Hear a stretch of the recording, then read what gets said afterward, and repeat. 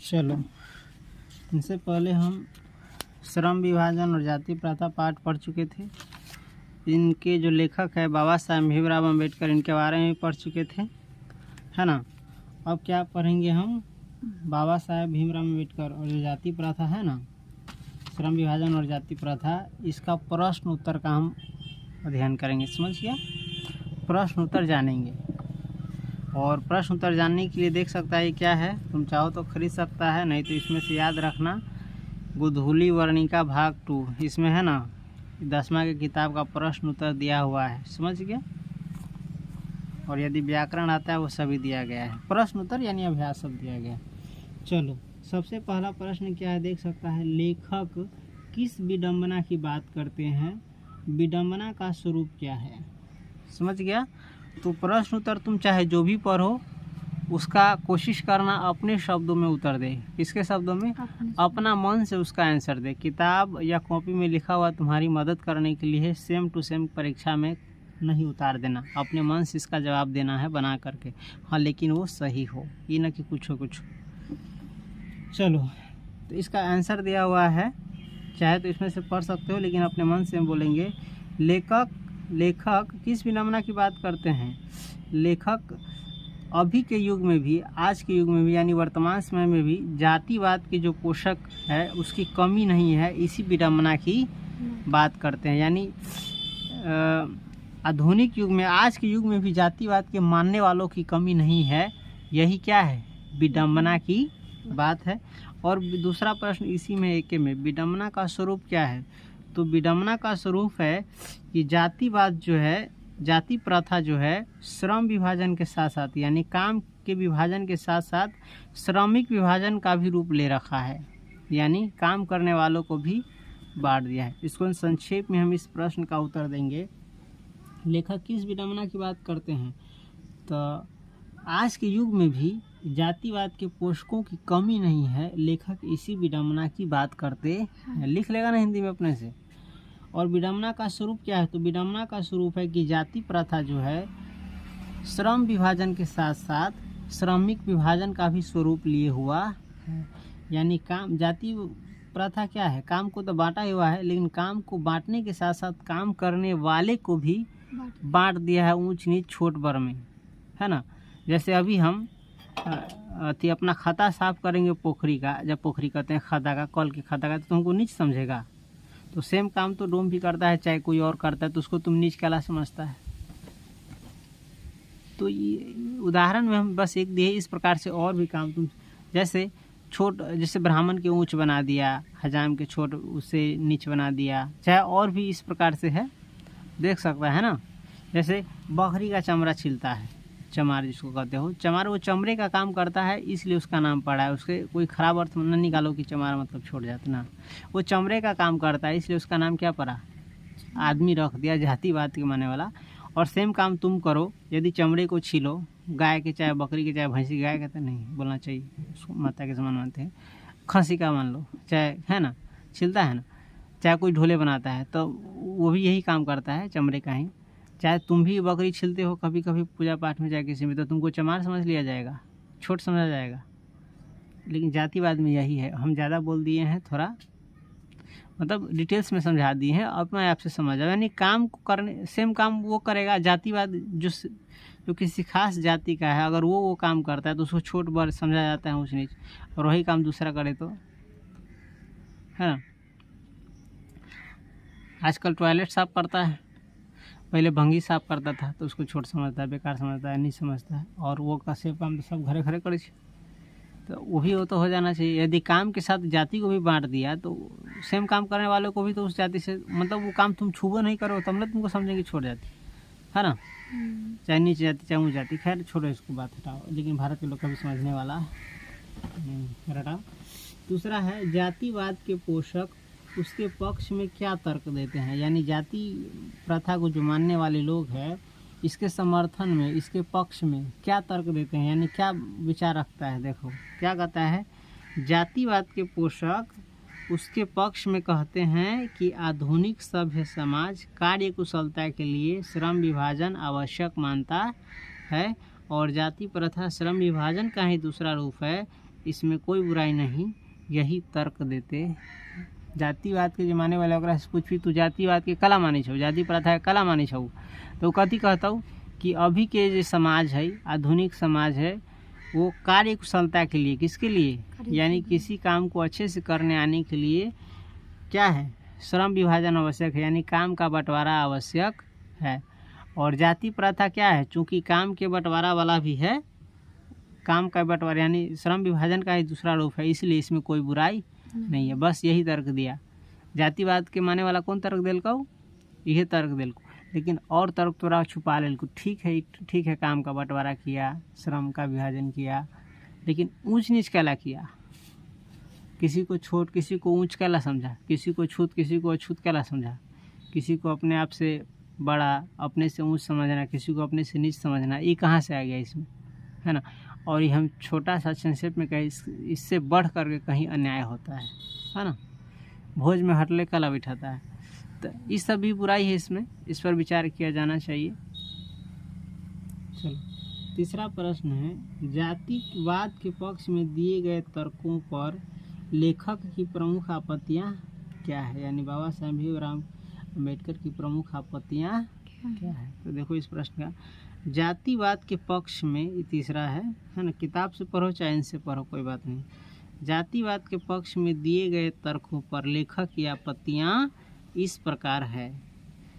पहला हो, जाति प्रथा श्रम विभाजन के साथ साथ श्रमिक विभाजन का भी रूप ले लिया है। जातिवाद लेखक के सबसे पहला आपत्ति कहती, जाति प्रथा यही श्रम विभाजन के साथ साथ श्रमिक विभाजन का भी रूप ले लिया है।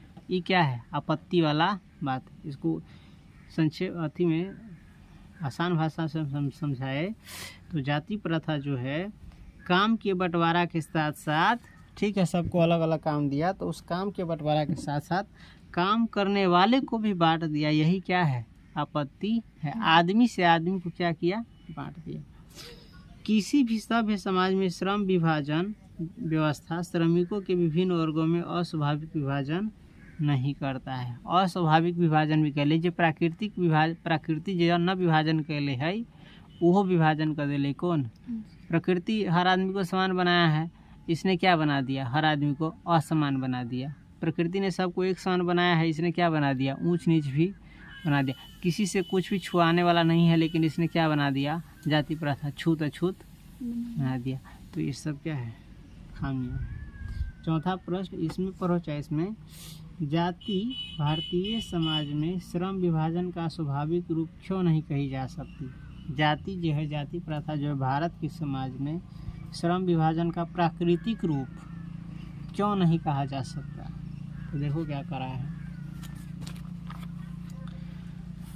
भारतीय समाज में यानी भारत के समाज में जातिवाद के आधार पर श्रम विभाजन अस्वाभाविक है, क्योंकि जातिगत श्रम विभाजन श्रमिकों की रुचि अथवा कार्यकुशलता के आधार पर नहीं होता, बल्कि माता के गर्भ में ही श्रम विभाजन कर दिया जाता है, जो व्यवस्था अकुशलता और अरुचिपूर्ण होने के कारण गरीबी और अकर्मण्यता को बढ़ाने वाला है।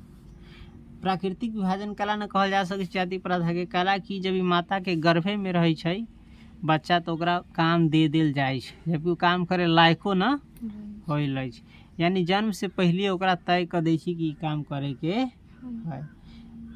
आ जबकि वही काम में सब व्यक्ति के अलग अलग रुचि हो सके छै, केकरो ई काम करे में मन लगती, केकरो न लगती, यही बात के में ध्यान न करे छै, मजबूर कर दै छै। और इस मजबूरी के कारण यदि जन्म से पहले ही निर्धारित कर दिया जाए तो आदमी क्या होगा, विवश होकर के यानी मजबूर होकर के अकुशलता यानी अच्छे से किसी काम को न कर सकना और अरुचिपूर्ण होने के कारण, यानी वो काम में न ओकरा अच्छा से करे अतई, न ओकरा मन लगती, बस मजबूरी बस, चाहे न मन लगती तो यो करती, तो ये कारण कथी, गरीबी के बढ़ा दै छै और अकर्मण्यता यानी काम करे के मने न, इसको कहता है अकर्मण्यता बढ़ाने वाला, है ना। पांचवा प्रश्न है, जाति प्रथा भारत में बेरोजगारी का एक प्रमुख और प्रत्यक्ष कारण कैसे बनी हुई है। तो इसमें से पढ़ो, लेकिन अपने मन से आंसर देना। जाति प्रथा भारत में बेरोजगारी का एक प्रमुख और प्रत्यक्ष कारण है, क्योंकि भारतीय समाज में श्रम विभाजन का आधार जाति है। भारत के समाज में श्रम विभाजन का आधार क्या है? जाति है। जबकि श्रम विभाजन का आधार व्यक्ति के रुचि पर होना चाहिए, व्यक्ति के क्षमता पर होनी चाहिए, व्यक्ति के कुशलता पर होनी चाहिए। लेकिन ये इस तीनों में से किसी पर नहीं है, यानी और भी इसका क्राइटेरिया है। इनमें से किसी पर न होकर के क्या है इसका आधार? जाति है। चाहे श्रमिक कार्य कुशल हो या नहीं हो, उस कार्य में रुचि हो या नहीं हो, चाहे काम करे वाला उस कार्य को करने में कुशल हो, यानी अच्छा से करने आता हो या नहीं आता हो, चाहे उस काम में उसका मन लगता हो या नहीं लगता हो, वो काम उसको दे दिया। जे काम तोरा में मने न लग तो हम वो काम दे देबाऊ तो तू अच्छा से कर भी नहीं न कर भी। जे काम तोरा अबे न करे छौ वो काम हम तोरा दे दे वो कर ले भी, अच्छा से अबे न कर छू काम तोरा दे दे तो कर ले भी नहीं न कर सकता है। तो जाति में यही है, तोरा काम करे आवे चाहे न आवे, चाहे तोरा मन लागे चाहे न लागे, यह काम तोरा करे के हो, है ना। तो ये क्या है? खराबी है। किस में? जाति प्रथा में। अभी के समय के नहीं देखना, अभी से 50, 60, 100 बरस पहले के समय के आधार पर देखो, उस समय ऐसी व्यवस्था थी। अब तो आदमी का अपना पर्सनल चॉइस है, लोकतंत्र है, मन होगा तो करेगा, ना मन होगा तो नहीं करेगा। कोई मजबूर नहीं कर सकता है कि तू ही जाति का है तो यह काम करना पड़ेगा। सब दिन वर्चस्व रही। जन्मजात श्रम विभाजन करके, यानी जन्म से ही श्रम विभाजन कर उसे श्रम विशेष के लिए चुनाव कर लिया जाता है। श्रमिक कार्य के प्रति श्रमिक में यानी काम करने वाले में कार्य के प्रति अरुचि हो, अथवा वह श्रमिक कार्य कुशल नहीं हो तो वह अपने काम को दिल या दिमाग से नहीं कर सकता। जैसे तुमको पढ़ने में मन नहीं लगेगा, हम कितनों कहेंगे तुम पढ़ेगा, नहीं पढ़ेगा। हाँ, जिस दिन मन लगने लगेगा तो अपने से क्या करेगा? महारत हासिल कर लेगा। अभी कुछ सिखाएबो करेंगे तो नहीं सीखता है, क्योंकि उनको मन नहीं लगता है। चाहे बच्चे से ज़बरदस्ती बिना समझाले दिमाग में ठूस दिल को, समझा के ना पढ़ा के ऊपर परिणाम आ जाए। ऐसी हालत में वह बेरोजगार हो जाएगा तथा समाज में दिन प्रतिदिन बेरोजगारी को बढ़ावा मिलेगा। जे काम में तोरा मने लग तू जबरदस्ती तोरा से कितना दिन कोई करा सके, करे नहीं सकता है। तो ये हो गया बेरोजगारी का कैसे प्रमुख और प्रत्यक्ष कारण बनी हुई है। छठा प्रश्न है, लेखक आज के उद्योगों में गरीबी और उत्पीड़न से भी बड़ी समस्या किसे मानते हैं और क्यों? है ना। छठा का उत्तर देखो, लेखक बाबा साहेब अम्बेडकर जी आज के उद्योगों में गरीबी और उत्पीड़न से भी बड़ी समस्या यह मानते हैं कि बहुत से लोग निर्धारित कार्य को अरुचि के साथ केवल व्यवस्था पूर्वक करते हैं। यानी बहुत से लोग जो है ना, जोकरा काम दे दिले है वही काम के मन न लगे अरुचि के साथ और केवल मजबूरी बस करी विवश कर दिले काम करे के।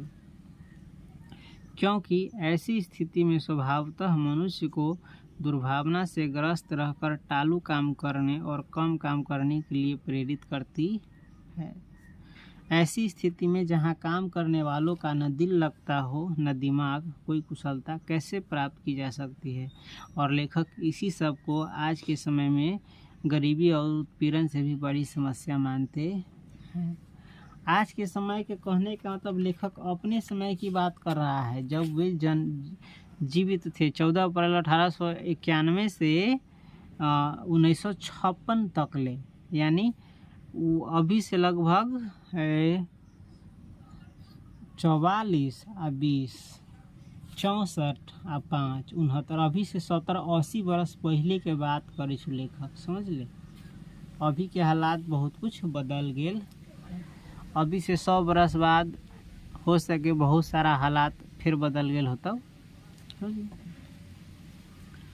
लेखक ने पाठ में किन प्रमुख पहलुओं से जाति प्रथा को एक हानिकारक प्रथा के रूप में दिखाया है? इसका उत्तर देख लो।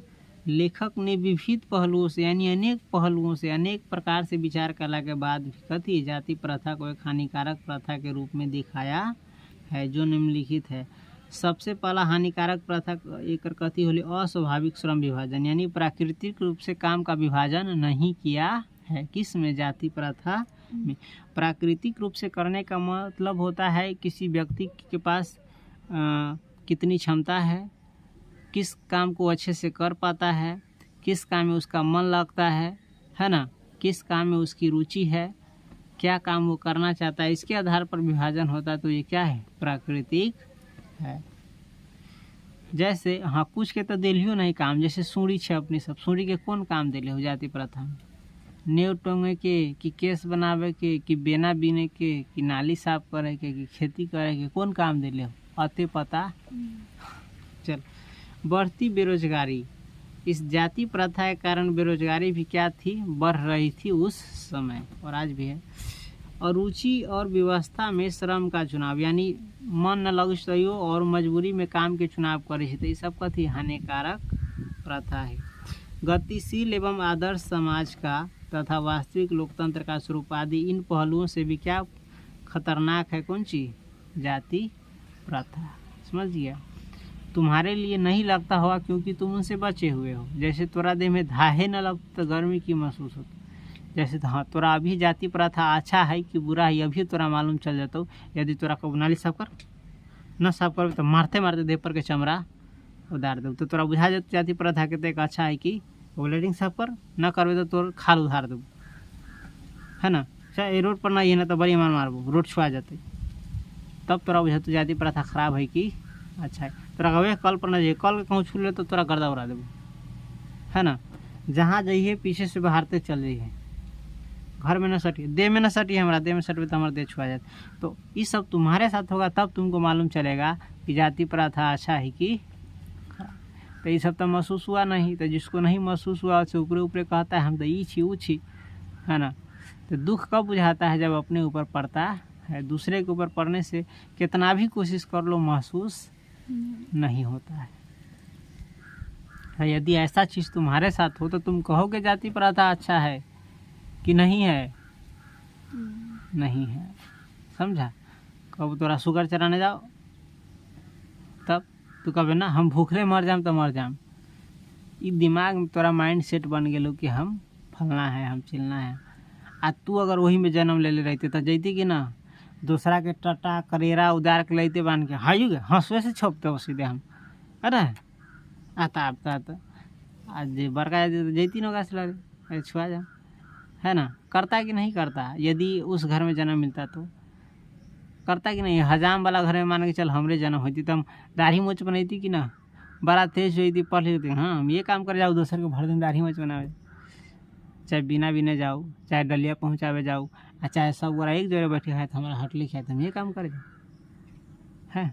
अभी तो बुला के खेबी तो केकरो खेबे न करते, लेकिन वो क्या है, मजबूर है। तुमने सब शोषण करके हमेशा से ओकरा कमजोर बना देल, कि गरीब बना देल, कई छटुआ बना देल, कई तय के कारण कथी करे छे। अगर उसका भी स्थिति सुधर जाए तो आएगा, खैर हटाओ। तो दुनिया कभी संभलने वाली नहीं है, लेकिन हाँ इतना होनी चाहिए कि सबको समान अवसर मिले, सामाजिक स्वतंत्रता हो, समता का अधिकार हो, है ना। किसी के साथ कुल मिलाकर कहे तो गलत नहीं, समझ गया।